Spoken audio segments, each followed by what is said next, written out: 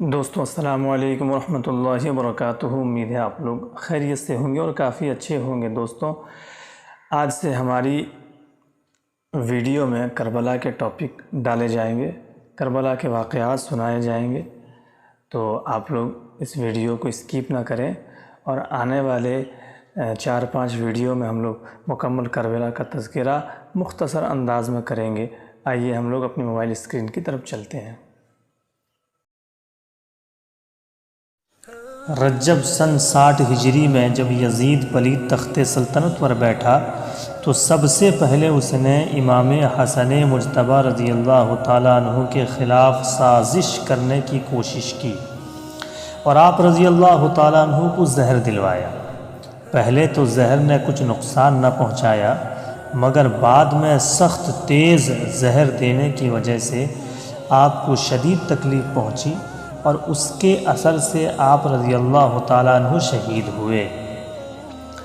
وصال شریف سے پہلے امام حسن رضی اللہ تعالیٰ عنہ نے امام حسین رضی اللہ تعالیٰ عنہ کو وصیت فرمائی، حسین دیکھو کوفہ کے بے وقوف لوگوں سے بچ کر رہنا، کہیں ایسا نہ ہو کہ وہ تمہیں باتوں میں لے کر اپنے پاس بلا لیں اور وقت پر چھوڑ دیں، پھر بچاؤ کا وقت گزر جائے گا۔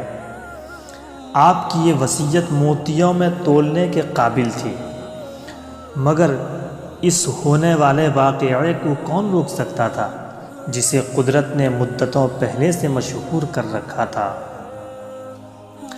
نبی پاک صلی اللہ علیہ وسلم کی تشریف آوری سے 300 سال پہلے ایک شعر پتھر پر لکھا ملا جس کا ترجمہ یہ ہے، کیا حسین رضی اللہ تعالیٰ عنہ، کیا حسین رضی اللہ تعالیٰ عنہ کے قاتل یہ بھی امید رکھتے ہیں کہ قیامت کے دن ان کے نانا جان صلی اللہ علیہ وسلم کی شفاعت پائیں گے؟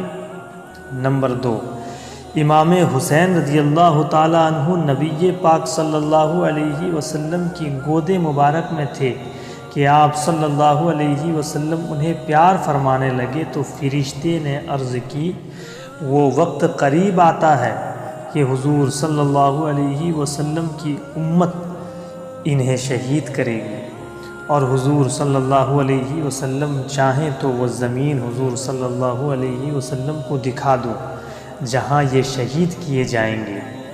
پھر سرخ ریت مٹی کنکریاں حاضر کی، حضور صلی اللہ علیہ وسلم نے سونگھ کر فرمایا، کرب و بلا کی بو آتی ہے۔ پھر سلمہ رضی اللہ تعالیٰ عنہا کو وہ مٹی عطا ہوئی اور ارشاد فرمایا، جب یہ خون ہو جائے تو جاننا کہ حسین شہید ہوا۔ انہوں نے وہ مٹی ایک شیشی میں رکھ چھوڑی۔ یزید پلید کا پیغام امام پاک کے نام۔ یزید پلید نے اپنی بیعت لینے کے لیے مختلف ممالک میں خطوط روانہ کیے تو ساتھ ہی مدینہ پاک میں موجود امام حسین رضی اللہ تعالیٰ عنہ سے بیعت کے لیے وہاں کے صوبہ دار کو بھی خط بھیجا۔ خط پڑھ کر اس نے امام حسین رضی اللہ تعالیٰ عنہ کو بلوایا تو امام حسین رضی اللہ تعالیٰ عنہ پہلے ہی سمجھ گئے کہ مجھے بیعت کے سلسلے میں بلایا جا رہا ہے۔ آپ رضی اللہ تعالیٰ عنہ کے سامنے جب خط پڑھا گیا تو آپ رضی اللہ تعالیٰ عنہ نے فوراً انکار کر دیا اور واپس چلے گئے۔ آپ رضی اللہ تعالیٰ عنہ کے انکار کے سبب یزیدیوں میں اسی وقت بغض اور دشمنی کی آگ بھڑک اٹھی، لہٰذا آپ رضی اللہ تعالیٰ عنہ نے مدینہ پاک سے مکہ مکرمہ روانہ ہونے کا ارادہ فرمایا۔ یزید کا آدمی جب دوبارہ امام حسین رضی اللہ تعالیٰ عنہ کی خدمت میں حاضر ہوا تو آپ رضی اللہ تعالیٰ عنہ نے فرمایا، صبح ہونے دو۔ 4 شعبان 60 ہجری کی رات میں ہی آپ رضی اللہ تعالیٰ عنہ نے مکہ مکرمہ سفر کرنے کا ارادہ فرمایا۔ رات کے 3 پہر گزر چکے جب آپ نے سامان سفر درست فرمایا اور نبی پاک صلی اللہ علیہ وسلم کے روضہ انور پر حاضر ہو گئے اور رات وہیں گزاری۔ امام حسین رضی اللہ تعالیٰ عنہ آرام کر رہے تھے کہ خواب دیکھا حضور صلی اللہ علیہ وسلم تشریف لائے اور امام حسین رضی اللہ تعالیٰ عنہ کو سینے سے لگا کر فرماتے ہیں، حسین وہ وقت قریب ہے کہ تم پیاسے شہید کیے جاؤ گے اور جنت میں شہیدوں کے بڑے درجے ہیں۔ آپ رضی اللہ تعالیٰ عنہ نے روضہ مقدس پر آخری حاضری دے کر سفر شروع فرمایا۔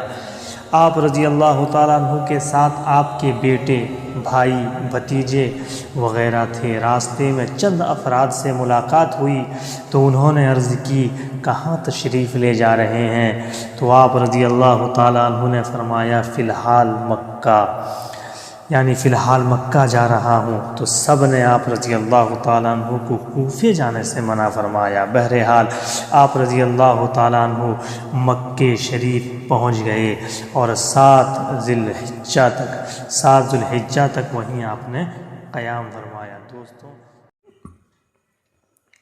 دوستوں اس کے آگے کا واقعہ اور اس کے آگے کا حال انشاءاللہ کل کی ویڈیو میں پیش کیا جائے گا، اس لیے آپ لوگ ہمارے چینل کو زیادہ سے زیادہ سبسکرائب کریں اور ویڈیوز کو لائک کریں، کامنٹس کریں اور ہماری ویڈیوز کو زیادہ سے زیادہ شیئر کر دیں۔ السلام علیکم ورحمۃ اللہ۔